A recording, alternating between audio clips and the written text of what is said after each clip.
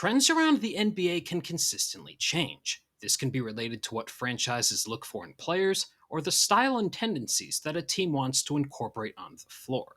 Though sometimes old trends can reemerge with a modern twist. That's happening now, as teams, even if it's just for spurts, are running more offense through their big men. I'm going to take a deeper dive into this and how it's been a change years in the making and why it looks like it will be here to stay for the foreseeable future. Watching the NBA now, you will see a lot of basketball described as five out, where all five offensive players on the floor are behind the 3 point line. Though in prior eras, many teams on offense were playing inside out.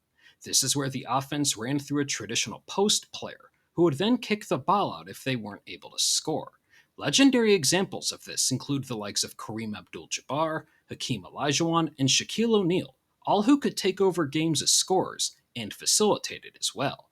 Shaq in his 8 years with the Lakers averaged just over 3 assists a game. Kareem had multiple seasons where he averaged over 4 assists a contest, and Hakeem saved some of his best facilitating for his 2 championship runs, as he averaged over 4 assists both times. That doesn't even include other examples like Chris Webber and Vlade Divac, who on their Sacramento Kings teams in the early 2000s showed various ways of how big men could facilitate offense. The NBA may have changed entering the 2010s, but we still had very talented passing big men. The likes of Tim Duncan, Pau and Mark Gasol, Joakim Noah, and Blake Griffin were all power forwards or centers who teams could run offense through.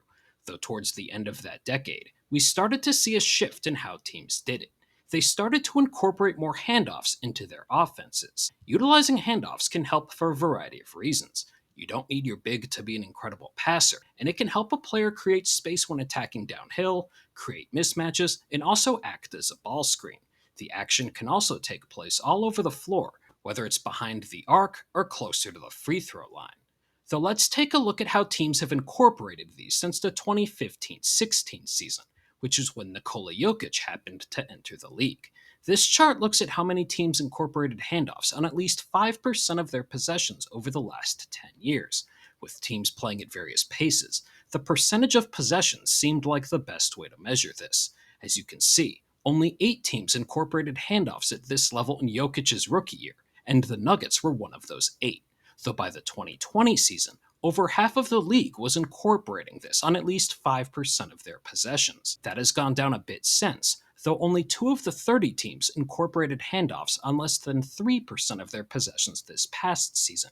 However, part of this is due to teams having other ways for big men to facilitate offense. Teams have always coveted bigger point guards for a few reasons. A blend of scoring, ball handling, and facilitating at 6'6" or so is tough to stop, though it also allows a player to see different things or angles on the court that a shorter player might not. This was something that Jason Kidd, who in his era was a bigger point guard at 6'4", saw when coaching Giannis Antetokounmpo.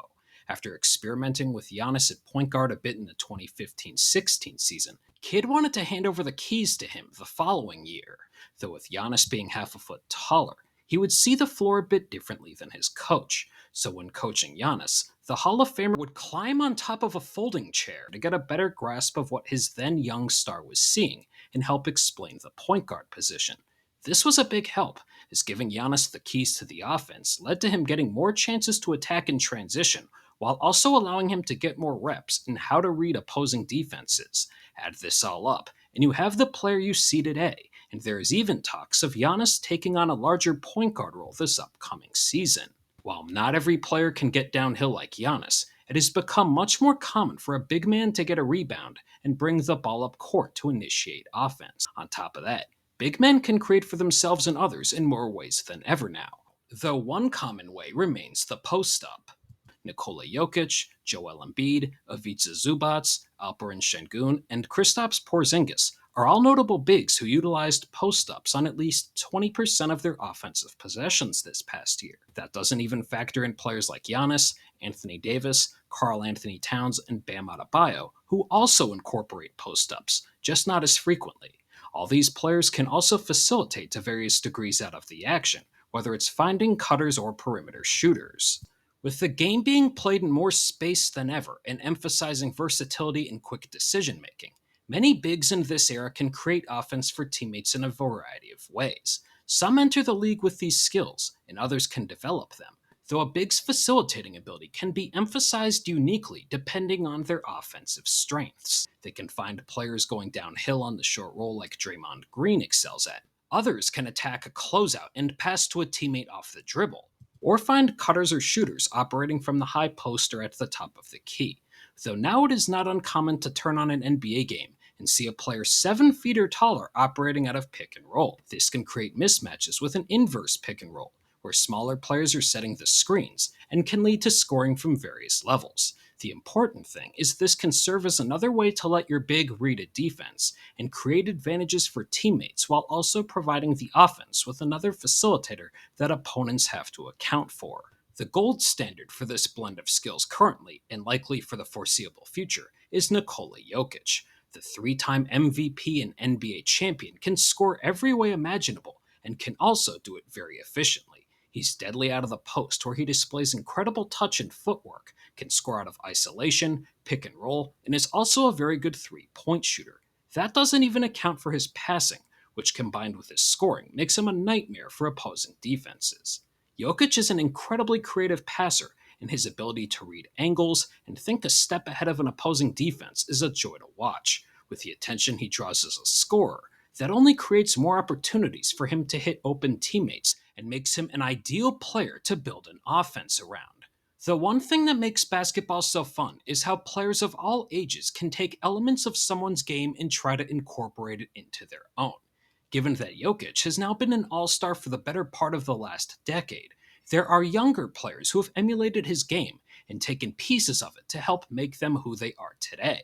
Alperen Sengun is an example of this. The soon-to-be 23-year-old isn't the same level of shooter as Jokic, but he's comfortable putting the ball on the floor, is creative operating out of the post, and can create offense for others out of various actions. Sengun made his first All-Star game this past season, and as he improves his finishing while continuing to be a threat as a passer, should make many more. Then in this recent draft alone, we had 3 players get comparisons to Jokic given their blend of skills at their size.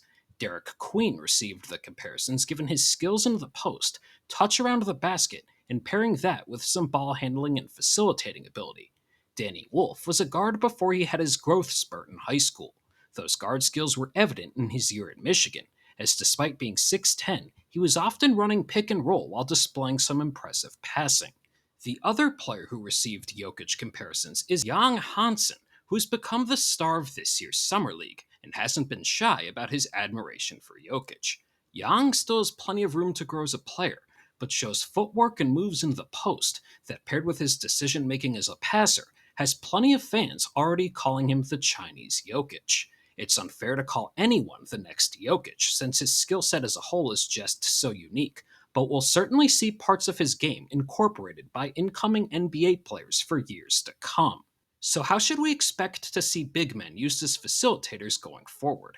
That depends on your personnel. Your players like Jokic and Joel Embiid have offenses run through them, as both can take over games as a scorer on any night, but given that they can also facilitate, they become offensive hubs. The likes of players such as Sengun and Domantas Sabonis aren't the same level of scorers, but they've been used in the hub role where offense runs through them as well with their passing. Though with every team looking to have versatile players that can make quick decisions, it wouldn't be surprising if we see more and more big men at least use as secondary playmakers, where they at minimum keep the ball moving and make the right pass. Then you have to account for young players growing up now knowing that this is the standard, so a lot of bigs will enter the NBA more equipped with some of these passing and ball handling skills. Whether it's sports or any walk of life, trends can come and go, but this one, where offenses are asking big men to facilitate more, looks like it should stay a while. If you made it this far, thank you, and if you enjoyed the video, make sure to like and subscribe to stay up to date with my latest in-depth NBA analysis.